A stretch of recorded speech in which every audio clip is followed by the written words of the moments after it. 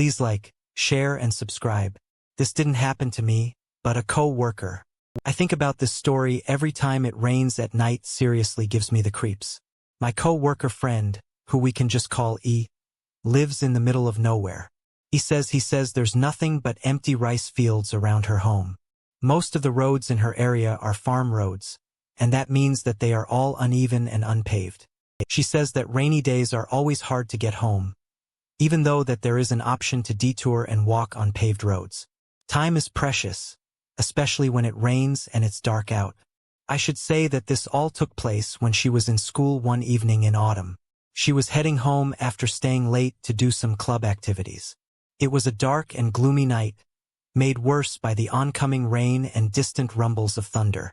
She was reluctant to walk the farm roads home due to the mud and puddles, but she was already out later than she wanted to be, plus the rain wasn't letting up. She just decided to push on and get home as quickly as possible. She was walking along, trying her best to avoid the mud and puddles, when suddenly she heard footsteps behind. She was sure that there was no one behind before. It was all really weird. She took a quick look over her shoulder. She couldn't see the top half because she was under her umbrella, but she saw that it was a woman walking behind her, and that woman was wearing a brown skirt and white high heels. She was a little relieved to see that it was a woman behind her. She felt a little sorry for her having to walk along these muddy, rough roads with her high heels. A moment or two went by, and then she heard footsteps right behind her. It wasn't a wide road that they were walking on, but there was enough space for someone to overtake if they needed to. It felt very eerie to have someone 1 or 2 steps behind you out in the dark. She told me after a few moments she got tired of having someone right at her heels. She wanted that woman in the high heels to overtake, so she moved as far as she could to the left of the road. She was thinking, maybe because of her umbrella, the lady couldn't pass. Even when she moved over to the side of the road and she was practically walking in the mud, the lady behind her still followed. She was doing it in a strange kind of diagonal way, keeping pace behind her. She didn't know what else she could do other than stop where she was and allow the woman to pass. She turned to face the woman who had been following her, so she could see her face beneath the umbrella. The woman stared at my friend. She said that the woman had a long black hair, a pure white face. She was thin and she was wearing bright red lipstick. She said that woman's face was completely expressionless. He jumped out of the road and screamed when she felt the glare of the strange woman who had been behind her. She dropped her umbrella into the rain-soaked mud. She bent down to pick it up, and by the time she got back to her feet, the woman was gone and only E's footprints in the mud remained. She ran home after that. She was shivering, and not just because it was cold out and it had been raining. She was shivering because she was afraid of what she saw at first. I didn't know why she was frightened by the woman behind her, well, other than her being followed. So I asked what scared her so much. I could see a chill race through her as she shrugged and replied, the white and expressionless. It looked like it was made of plastic. She looked just like a mannequin. So thanks to her. I always think of seeing that when it rains at night. I don't know if it was a woman wearing a mask or maybe even a man, but the image of a ghostly white face appearing beneath an umbrella in the middle of nowhere in the dark and rain must have been pretty terrifying. Foreign, it's Jay here. This one feels to me more like an urban legend than a true story. But they say there's truth in urban legends, don't they? So let me know what you think. I'm a psychiatrist by profession, and I'm often asked about my experiences with patients, and when I tell people this experience, they always encourage me to share it with the web, and since this doesn't include a patient as such, I feel as if I can share it. I'm going to keep names, locations, and all that personal information out of it. I'm just going to try and keep it as short as possible too. If you don't mind, I don't think I've had a stranger encounter than this one. There was a family of 3, a couple in their 60s and a son who was in his 30s. They moved into the neighborhood. They actually moved in next door. The son was said to be hikikomori, if you're unfamiliar with that term. Basically, it means socially withdrawn. It's an extreme avoidance of social contact, which seems to be more common in adolescent men. So the son, who was socially withdrawn, was seldom seen. The word got around the neighborhood and reached my ears that this was the case. I personally didn't even get a chance to meet him. I guess they moved into my area to try and get the son back in the groove, so to speak. They think it didn't work because no one ever saw him. Apparently he never left his room. I know this because I live next door. You see, I could hear the mom yelling at her son to get up and come out of his room. Nice to see her around the neighborhood as well, and she looked as if she was getting more and more tired every time I saw her. About half a year after they moved in, I got a knock at my door. I went to answer it to see the father from next door stood at the doorstep looking glum. He said, "Doctor, I want you to come to my house tomorrow night, could really use your help." Although I had never done a private medical examination and a potential patient, I accept it. Not only would it improve my home life, his wife shouting at the son was irritating. Now then it would also help him and his family. Despite the situation, I liked him and his wife. I agreed to come over the following night. So after work I stopped by my neighbors and prepared myself to speak with the son. The mother and father welcomed me at the door and invited me inside. They led me upstairs and the mother said we were at the front of what I guessed was the son's bedroom. The mother started shouting at her son, "Open the door." Stuff like that. Then the father just opened the door. The mum yells at the son again as we go into the room. Get up and do something with your day." And she throws back the covers, and the sight I saw nearly made me hit the deck. There was a faceless mannequin lying in the bed. It had no clothes on. The father then turned to me and said, "It's my wife I want to talk to you about. I can't accept the loss of our son. This happened way back when I was in the 3rd grade. I say way back, but that was only about 10 years ago. Well, I'm 19 now, so whatever anyway. I used to live in the countryside. I used to spend hours playing out in the woods in the mountains. I had 3 close friends who I used to play with. We had been a tight-knit crew since the 1st grade. We stayed out as late as we could almost every night, even during winter. We would all go home before darkness fell. We didn't stay out after the sun went down. That was kind of a rule. Over the years I had become familiar with my surroundings. We played out in the woods so much that I could have drawn you a map of the area at that age. So one day we are all out in the woods playing and one of my friends runs off. It was nothing unusual though, since we all knew where we were, and we weren't that far from home. We didn't really bat an eyelid. If someone just sort of wandered off, we just figured he would be back in a matter of minutes. We used to play hide and seek, so we knew all the hiding places. There was loads of places to go. This time it was a little different though. He didn't come back in what we would have deemed at that age as a normal period of time. My 2 other friends didn't seem that worried. I said I would be heading off shortly, so I told them that I would look out for him. On the way home, I found my friend about 500 meters away from the usual spot. We hung out in. He was staring at something intently. I called out to him something along the lines of, "What are you looking at, man?" As I drew closer, I realized that he was looking at a well. "Why the hell is there a well here?" he asked me. I looked at the well. It was covered with a wooden kind of lid. There was a bucket hanging from the wooden structure above the lid. I was a little weirded out to see a well in the woods, but my initial fear and hesitation soon turned to curiosity, as it does for most young boys of that age. The sense of an adventure or the unraveling of a mystery had too much sway. I needed to know what was down there, so I went about trying to open the lid. The lid came off easily enough with the help of my friend, and it revealed a well which had the diameter of about a meter. I could see the bottom, so I was confident that it wasn't that deep. One of my friends said that he had a flashlight at home and he would run off and get it. In the meantime, me and my other friends spoke about which one of us should go down there. I wanted to, and I was the smallest, so I won that argument. I used the rope as well as my feet on the walls of the well to shimmy my way down. It wasn't long before I realized that the well was much deeper than I had first anticipated. I felt so small in comparison to the drop below. As I shimmied down, I was able to get to a point where I could see the bottom of the well, and that did reassure me a little. I aimed the flashlight at the bottom of the well, as my friends' voices echoed from above. They were asking me what I could see.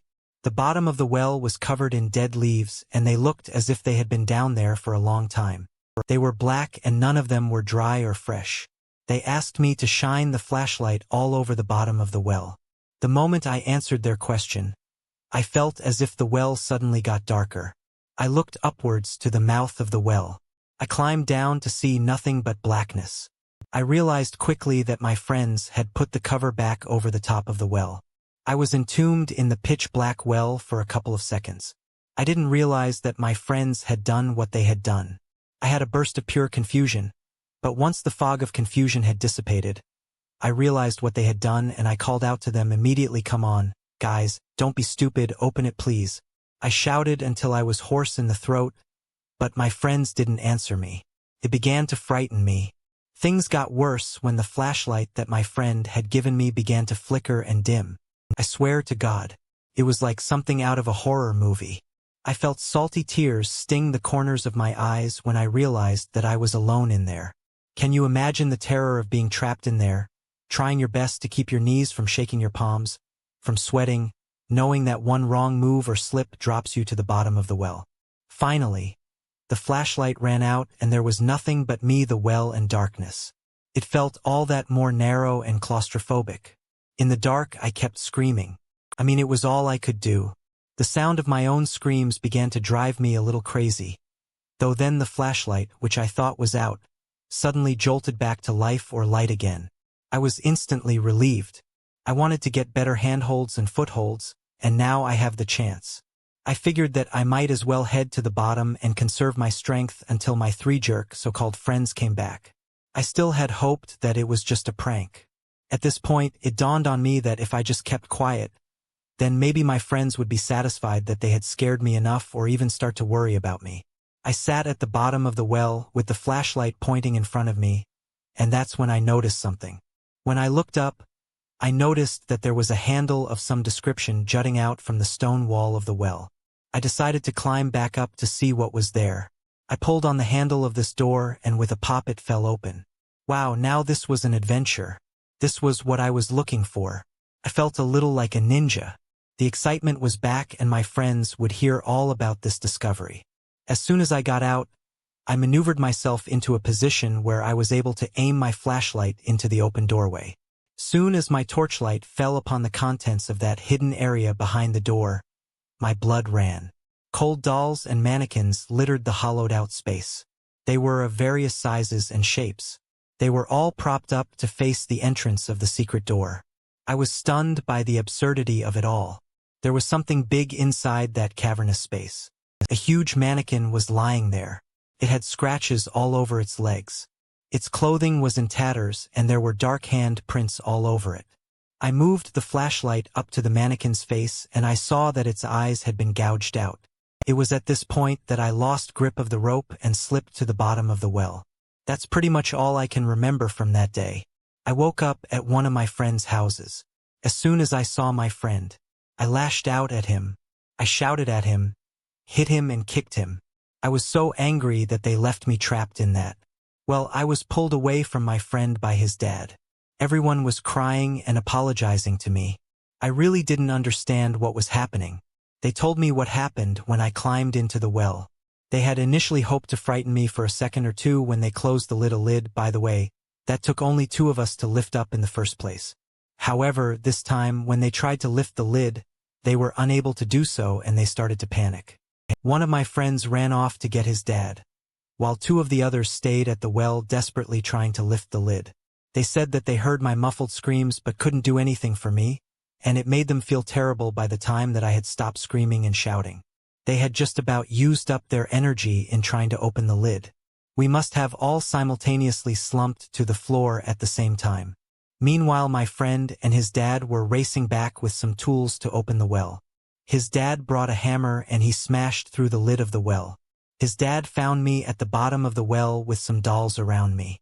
He pulled me up out of the well with the help of some of the other local adults, and I remember sleeping pretty much the whole next day after I left my friend's house. My parents were really worried about me. I wasn't hurt though, which I found weird. There wasn't a scratch on me, lucky I guess. Our parents got together and lobbied to get the well filled in. They even had a priest come out to bless the well. The police even got involved. There were rumors about missing people and things in there being like souvenirs or something. I'm certain that I saw a mannequin in that dark cavernous space in the well. I am certain that it wasn't human. Am I certain of that? Well, I couldn't tell you these days, but back then I was certain maybe. Yeah, maybe it was American. Maybe not.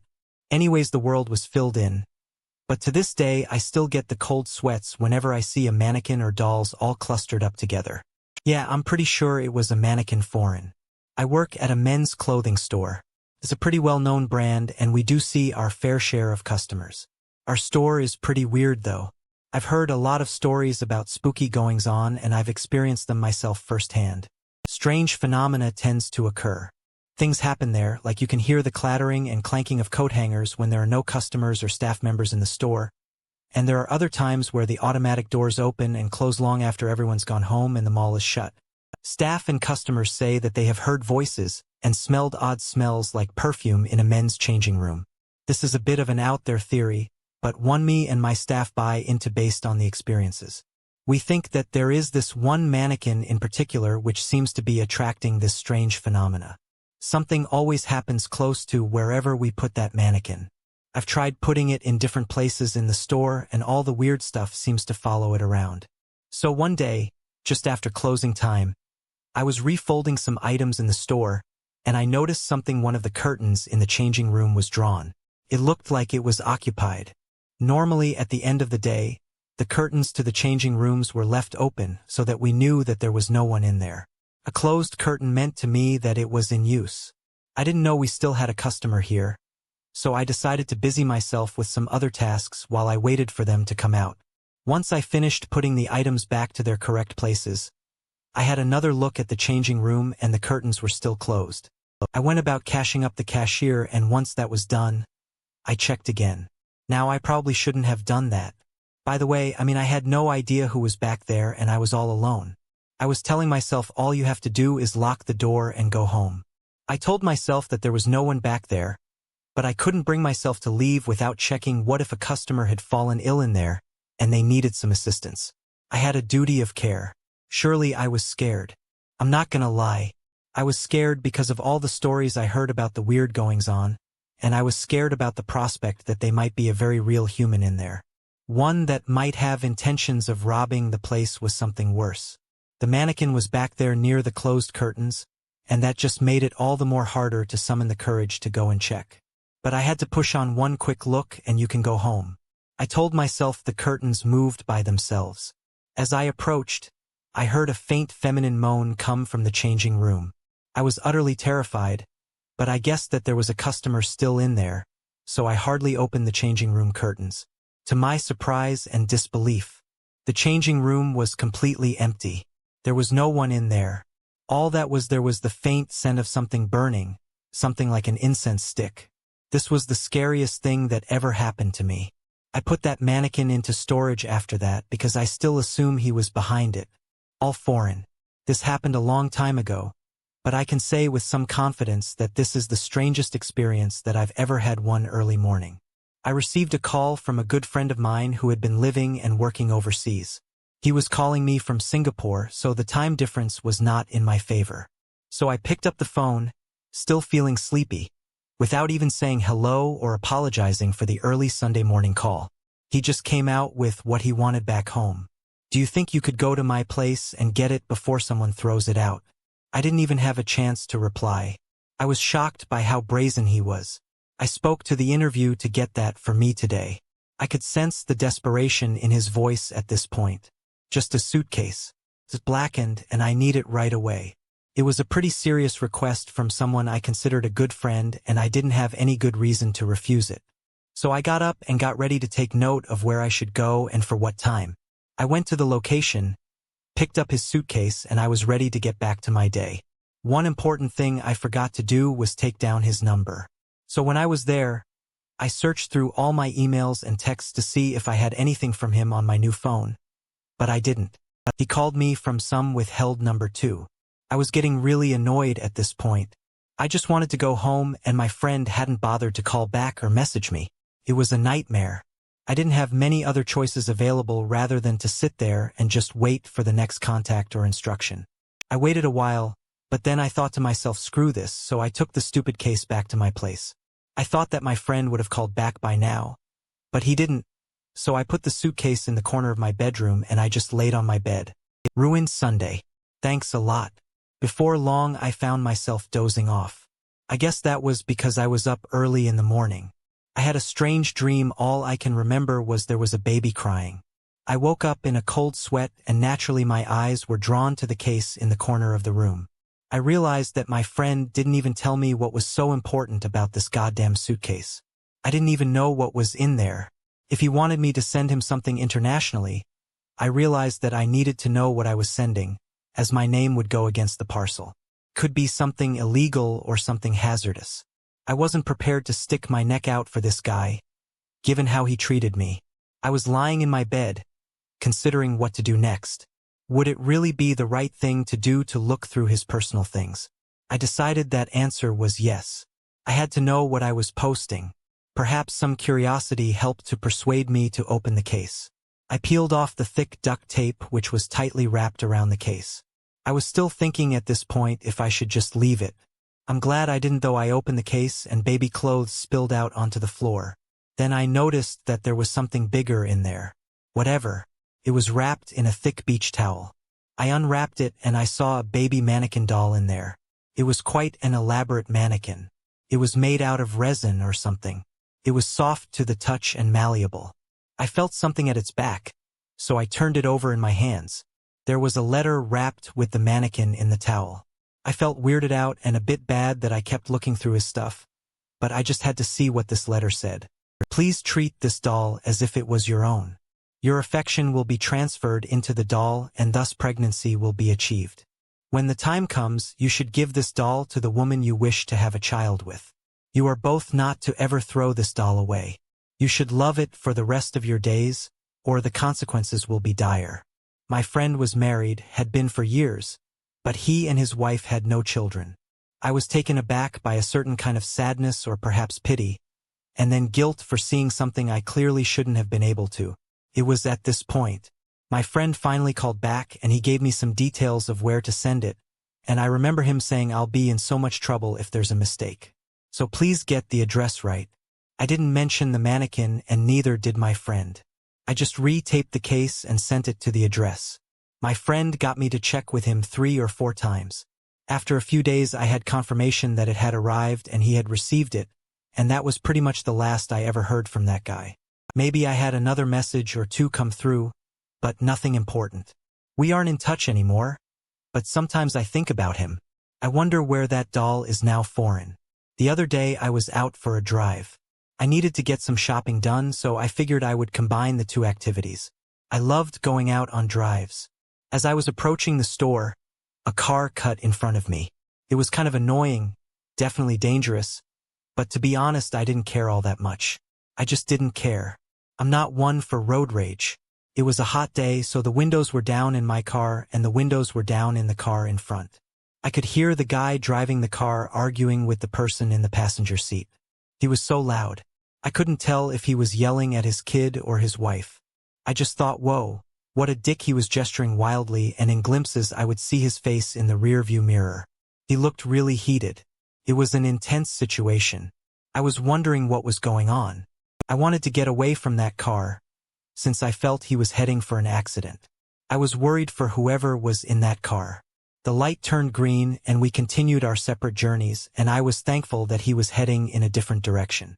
But then the guy suddenly switched lanes, almost causing another accident. This now meant that I would be side by side with him and his car at the next set of lights. I was beyond curious at this point. I just wanted to see what was happening in his car. Maybe give him a piece of my mind too, if he was going off at his kid or his wife. I pulled up alongside his car and I saw the driver. He was a middle-aged man. I leaned forward and craned my neck to see who he had been shouting at. While we were both waiting for the light to change, I saw a mannequin in the passenger seat. His vacant stare met mine. I immediately got goosebumps. Despite it being a summer's day, I had to turn my head away from it. The bad driver in the mannequin turned right and I continued forward. I didn't sleep well that night for some reason. I wonder what they were arguing about. Thank you. Hi guys, these are some re-recordings of some really old J nightmare stories. I think they go back to 2019-2020.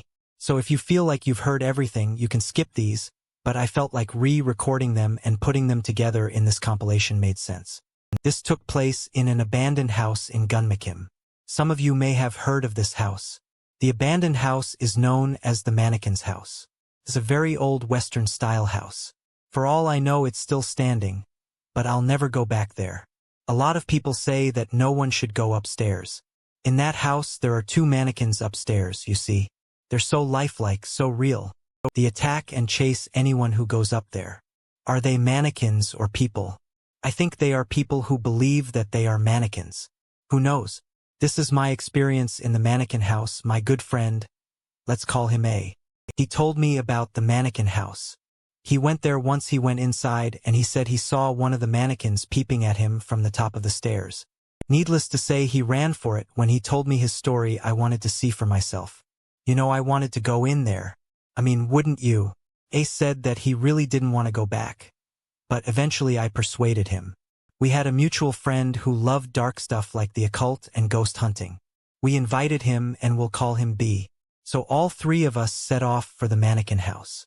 I wasn't too enthusiastic in the car, but me and the occult-loving B were so excited. It was dark as we arrived at the abandoned house. Thick trees and weeds grew all over the property in its surroundings. However, I wasn't scared because there were no more residential homes nearby. The neighborhood looked different. It was like a villa in some rich European city. We headed to the entrance of the house. We climbed over the fence and ignored the keep out and do not enter signs. The door was unlocked. The key was busted in the lock. Okay, there. As soon as I see a mannequin or any I'm out of there, understood. Hey said, well, I'm going up there. B said, well, if you stare at the mannequin, they say it will come and get you. Hey said, what the hell, that's mad. B replied, I read online that a man there and he got away because he didn't make eye contact with the manic status. Well, I'm fine. I've been to tons of dangerous abandoned buildings and haunted places, so not a problem for me. B said, let's get in there. Already we went in. We began looking around the first floor. The house was in good condition. It wasn't trashed at all, even though it was pretty dark. We could see that it was well kept. Next we approached the second floor. As we approached the stairs, I said, I'm waiting here. You guys go up.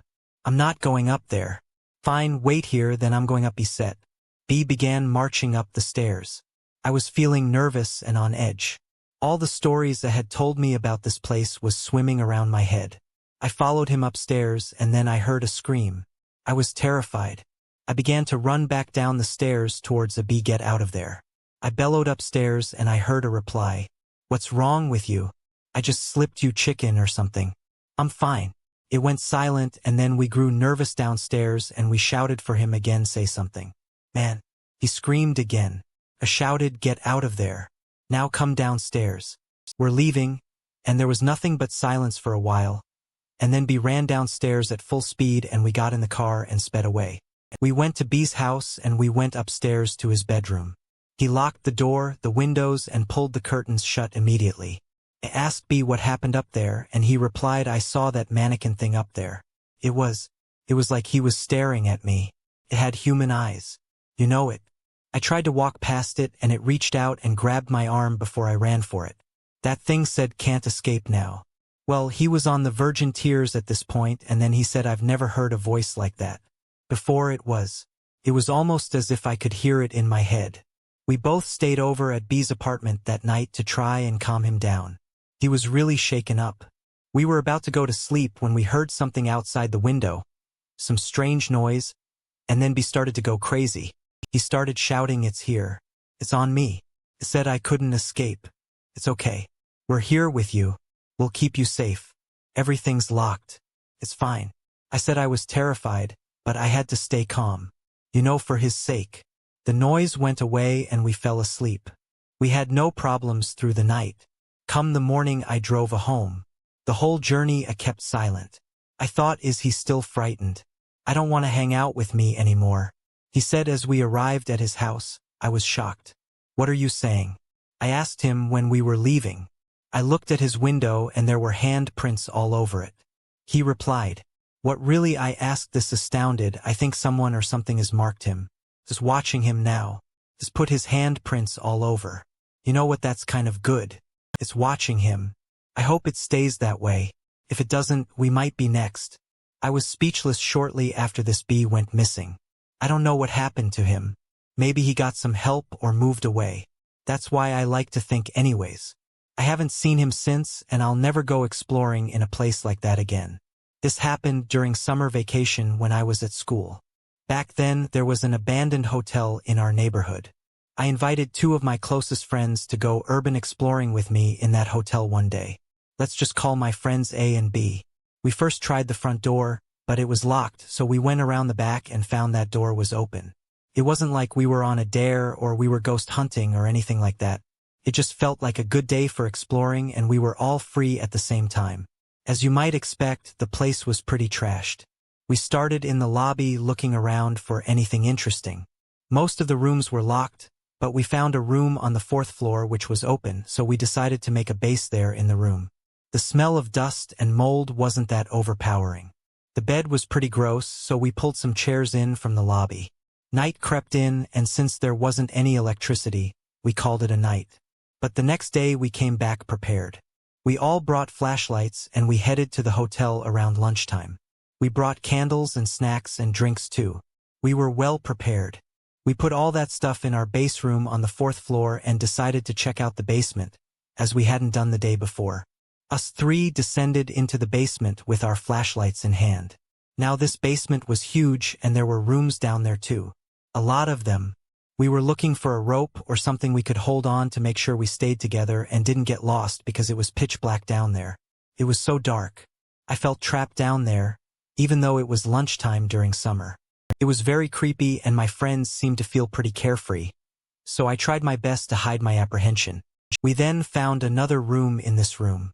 There was a box. In the box there were keys. We left the basement with the box of keys to see if they would work on any of the locked doors upstairs. The keys had room numbers on them, but they wouldn't work on the doors that matched the number on the key. We couldn't work it out. Maybe there was some auto lock in place or deadbolt or something. We were just glad our room on the 4th floor was open. We decided to look for a key that wasn't a guest room key, and we found a key that said waiting room written in pen. Now this key was different to the other keys and it did not look that official. What I mean by that is it's not the kind of key you would get from the front desk. It looked like some kind of janitor key. We noticed a locked door in the basement which had a sign, and that sign read waiting room. So we headed back down there again. We tried the key in the lock and the door to the waiting room unlocked with a click. The door opened a crack and we were confronted by a terrible stench. We asked one another about what that smell could be. Was it something rotten or dead? I was really freaked out now down there in the dark basement with this new terrible smell. I said, "Come on, guys, let's go back." Anna said to me, "What, you don't want to know notes in here?" And I just replied, "No man, it's dangerous. Let's just go." And then B said, "Oh, come on, we'll take a quick hey." Carelessly pushed the door open and shone his flashlight. Inside, the flashlight revealed a mannequin. What looked like it had blood all over its clothes. There were dead animals in the room too, strewn all over the place.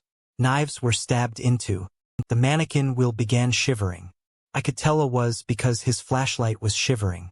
As it scanned the room to reveal scratches in the wall and on the door, I felt my blood turn ice cold. I couldn't take any more. I just ran and my friends ran with me. We ran through the lobby and out the back door and continued running up the street for about 100 meters. We were all clamoring, screaming, going crazy about what we had just witnessed. Why were there so many death and the blood? And the mannequin B was pale, and we looked at him and he said in a quiet voice, "Don't you think a thing on the floor? Just to look right in." The mannequin looked like a human foot. It was that point. We found his breaking point. He started to cry and we all went home. I didn't even want to leave the house for about 3 days. It was around this point that I remembered I had left my bag in there. I didn't want someone to find it and then find me. I was too scared to go back to the hotel by myself, so I called my friends again and they reluctantly agreed to go with me. We approached the back door with fear weighing heavily in our hearts. I reached out a shaking hand and I tried the door, but it was locked. This was about 8 years ago. I often tremble in my bed at night when the lights are off, remembering that event. That hotel has now been renovated into retirement homes, but I can still see the waiting room in my head foreign.